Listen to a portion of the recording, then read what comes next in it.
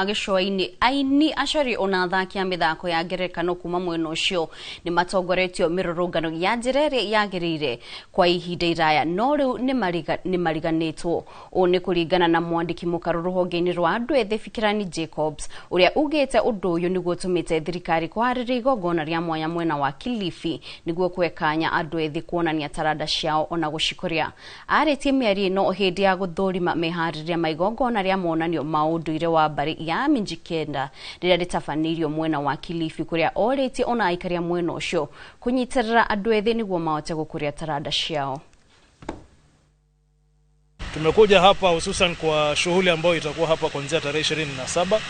kupitia kwa Ministry of Creative Economy and Sports, Youth and Sports, na kuna hafla kubwa ya kuweza kumtambua Mr. Ngala mwenyewe, Mzee Ngala mwenyewe. Kwa hivyo sisi kama manispaa ya Kilifi tunashirikisha shughuli hii tukiwa pamoja na PS. Lengo na dhamira la kuweka hafla hii hasa ni kumsherehekea nguli wa mziki wa bango ambao ni mmoja kati ya miziki iliyoanzilishwa hapa Pwani na imeendelea kukua sana, tena kukua kwa kasi zaidi. Mzee anayeitwa Mzee Ngala mwenyewe